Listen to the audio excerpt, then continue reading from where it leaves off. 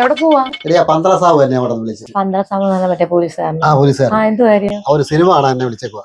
ഏത് സിനിമയാ? പ്രാവൻകൂട് ഷാപ്പ്. പ്രാവൻകൂട് ഷാപ്പിൽ നിങ്ങൾ കഴിഞ്ഞ ദിവസം ഷിബു ആറന്മുളയുടെ കൂടെ പോയി കണ്ടേ? പക്ഷെ ഇന്റർവെൽ കഴിഞ്ഞ് കുറച്ചാൽ ഞാൻ ഉറങ്ങിപ്പോയി.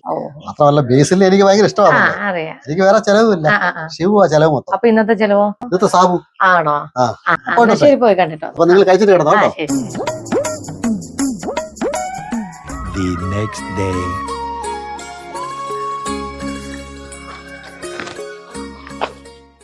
ഇത്ര നാളായല്ലോ ചേച്ചിയെ കണ്ടിട്ട്.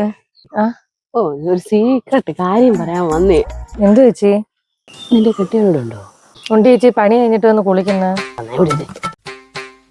ചേച്ചി, തിരുവല്ലക്കടുത്തേ പ്രാവൻകൂടെന്ന് പറയുന്ന ഒരു സ്ഥലമുണ്ട്. എനിക്കറിയാം. ഒരു ഷാപ്പില് നിന്റെ കെട്ടിയോനും 2 കൂട്ടുകാരുമായിട്ട് 2 ദിവസമായിട്ട് ഭയങ്കര വെള്ളവടിയും ബഹളവും ഒക്കെയാ. എന്റെ പൊന്നിയേച്ചി, ഞാൻ ഇതൊന്നും അറിഞ്ഞില്ല. 3-4 പേര് കൂടിയല്ലയോ അവനെ ഇന്നലെ കൊണ്ടുവന്നത്. ഞാൻ അങ്ങ് നേരത്തെ കിടന്നു ഉറങ്ങുന്നോണ്ട് ഞാൻ ശ്രദ്ധിച്ചില്ലായിരുന്നു. ചേച്ചി ഇതെങ്ങനെ അറിഞ്ഞ്? എന്റെ അപ്പച്ചിയുടെ മോനുണ്ട് ഹരികൃഷ്ണൻ. അവൻ അവിടെ ഒരു പെയിന്റ് കടയിൽ നിൽക്കുക. അവനാ ഇത് പറഞ്ഞത്. അവൻ ഈ ബഹളം കേട്ടോണ്ട് ഇങ്ങനെ ചെന്നപ്പം നിന്റെ കെട്ടിയോനും കൂട്ടുകാരും കൂടെ അവനെ ഭയങ്കര വിഷയം ഉണ്ടാക്കുന്നു. അപ്പൊ ഇതായിരുന്നു അയാളുടെ പ്രാവൻകൂട് ഷാപ്പ്. ഇത് ഒന്നുമില്ല ചേച്ചി. പിന്നെ ഞാൻ പറഞ്ഞതൊന്നും പറയല്ലേ. ഇല്ല ചേച്ചി, ഇല്ല. ഞാൻ പോട്ടെ. ശരി.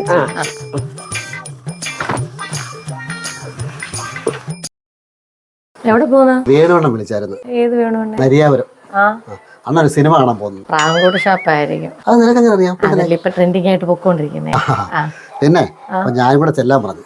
നിങ്ങൾ കഴിഞ്ഞ 2 ദിവസം അത് തന്നെയല്ലേ കാണാൻ പോയേ? അത് 2 ദിവസം എന്ന് പറഞ്ഞാൽ എനിക്ക് വേറെ ചെലവും കാര്യങ്ങളൊന്നും ഇല്ലായിരുന്നല്ലോ. ഇന്നും വേണുകൊണ്ടായിരിക്കും ചെലവൊക്കെ. അത് മാത്രമല്ല ബേസിൽ ഇന്ന് തിയേറ്റർ സിനിമ കാണാൻ വരുന്നു. ബേസിൽ വരുന്നുണ്ടോ? പിന്നെ വേണുകൊണ്ട് അടുത്ത കൂട്ടാനല്ലയോ, അതിനാ എന്നെ കൂടെ വിളിച്ചത്. എന്നാ പോട്ടെ. ശരി. പിന്നെ ആ ബേസിലിനോടൊരു കാര്യം പറഞ്ഞേക്കണേ. നീ തിരക്കുന്നു? അല്ല, ആ പ്രാവൻകൂട് ഷാപ്പിൽ നിന്ന് വരുമ്പോഴേ കുറച്ച് തലക്കറിയും കപ്പ വെച്ചിട്ട് പാഴ്സലാക്കി പറഞ്ഞേക്കണേ.